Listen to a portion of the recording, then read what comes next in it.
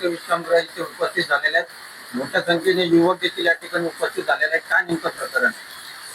परवा 2018 तारखेला संध्याकाळी काही RSS भाजप प्रणित हिंदुत्ववादी मातंग यांनी राजू थाटे यांना काहीतरी खोटं बोलून ठाण्यामध्ये बोलवलं आणि 25 ते 30 जणांनी त्याला अमानुष अशी त्याला मारहाण केली. त्याच्यावर जीवघेणा हल्ला केला. हा हल्ला एक राजू थाटेवर नसून हा हल्ला बौद्ध समाजावर आहे. कारण जो हल्ला ज्या प्रकारे केला तो हल्ला हा मातंग समाज करू शकत नाही. जो आंबेडकरी विचाराचा मातंग आहे तो करू शकत नाही. आणि आम्ही आंबेडकरी विचारधारेला मानणाऱ्या मातंगांना आम्ही टार्गेट नाही करणार. कारण त्यांनाही माहिती आहे की अण्णाभाऊ साठे सांगून गेले की जग बदल घालून घाव मदत सांगून गेले भीमराव. त्यांनी साठ्यांचाही आदर्श घेतलाय, बाबासाहेबांचाही आदर्श घेतलाय, महापुरुषांचा आदर्श घेतलाय.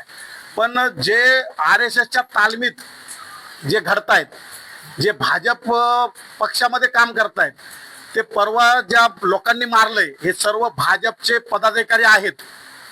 हे RSSचे लोक आहेत. पण हे फक्त मातंग समाजाचे असल्यामुळं मातंग समाजालाही बदनाम करतायत. पण जर यांनी आमच्या बौद्ध समाजावर हल्ला केलाय तो पण काय सांगतोय की जय श्रीराम बोल, जय लहूजी बोल, जय अण्णाभाऊ साठे बोल. पण जो आमचा भीमसैनिक जो होता तो बोलला माझा जीव गेला तरी माझ्या तोंडातून फक्त जय भीमच निघाल. तर आमचे भीमसैनिक एवढे कमजोर नाहीयेत. तुम्ही तरी 50 कुत्रे जमा झाले आणि त्याला एकट्याला ठाण्यात बोलवून मारलं. जर तुम्ही ठरवलं असतं पहिलं आम्हाला जर माहिती करून दिली असती तर तुमच्या 17 पिढ्या आल्या तर त्याच्या कॉलरला धक्का लागू आम्ही दिला नसता. पण आम्ही आजही सांगतो, तुम्ही आजपर्यंत तुमच्या नेत्यांनी महापुरुषांबद्दल अपशब्द वापरले आणि एवढेच नाही, परवा थाटेला मारून यांचा कालचा मातंग हिंदू मातंगांचा RSSच्या पाळलेल्या मातंगांचा कालचा मेसेज आहे की सचिन साठेच्या केसालाही धक्का लागला तर आनंदराज आंबेडकरांचा आम्ही सत्कार करू. सत्कार करू म्हणजे तुम्ही मारणार आहात आंबेडकरांना?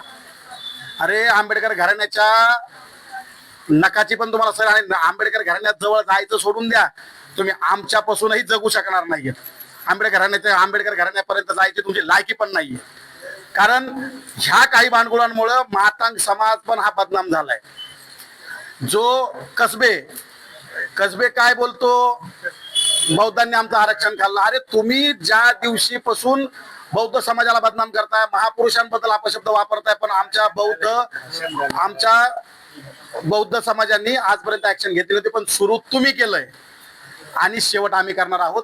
जशाच तसं उत्तर दिलं जाईल हे आज मी सांगतोय. जय भीम, जय बुद्ध, जय भारत.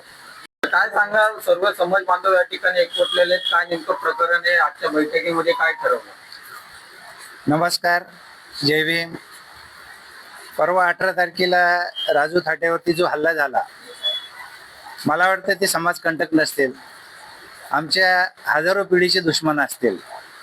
कारण मातंग समाजाचा हल्ला असा असू शकत नाही. कारण मातंग समाजाला आम्ही छोटा भाऊ म्हणून समजलेला आहे. छोटा भाऊ कधीही कुठल्याही समाजाचा मोठ्या भावावर हात उचलत नाही. उचलताना त्याला मर्यादा आहेत आणि त्या मर्यादा त्यांनी पाळल्या पाहिजे. कारण जो वर्गीकरणाचा विषय आहे तो मारामारीमध्ये विषय संपणार नाही. वर्गीकरण हा हायकोर्टाचा, सुप्रीम कोर्टाचा निर्णय आहे. त्या निर्णयाप्रमाणे हे लोकांनी समाजात भांडणं लावलेली आहेत. ते भांडणं आज नाही उद्या मिटतील, पण असे भांडणं करून मारामाऱ्या करून हा विषय संपणार नाही. जर राजू थाट्यावर हल्ला करणं हे चुकीचं होतं त्याचा निषेध आम्ही या ठिकाणी करतो. कारण ते कुणाचे ऐकून किंवा कुणाचे गुलामी करून समाजामध्ये तेढ निर्माण करायचा प्रयत्न करत असतील तर त्याच्यावरती कायदेशीर कारवाई झाली पाहिजे आणि कायद्याने त्यांच्यावर कारवाई करून त्यांना अटक सुद्धा केलं पाहिजे. कारण कायदा हातात घेणारा समाज आम्ही नाहीये. बाबासाहेब आंबेडकरांनी संविधान या देशाला दिलेलं आहे. त्या संविधानाचं पालन करणं हे आंबेडकरी चळवळीचं, शाहू फुले विचाराच्या कार्यकर्त्याचं कर्तव्य आहे. जर ते शाहू फुले आंबेडकरांच्या विचाराचे नसतील ते नक्कीच थाट्यासारख्या अनेक लोकांवरती हल्ला करायचा प्रयत्न करतील. तुम्ही पाहिलं असेल अनेक वर्षापासून आंबेडकरी चळवळीच्या कार्यकर्त्यावरती असे हल्ले झालेले आहेत.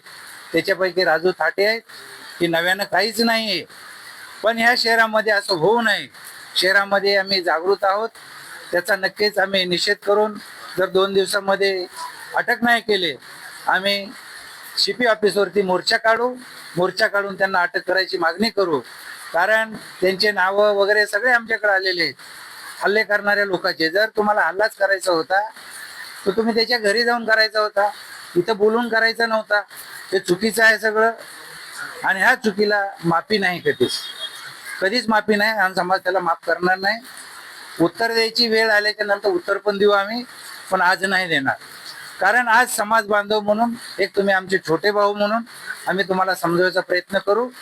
जर समज दिल्याच्या नंतर बी समजत नसेल तर मोठ्या भावाला अधिकार आहे दोन्ही कानाखाली वाजवायचे, आणि ते आम्ही प्रयत्न करू.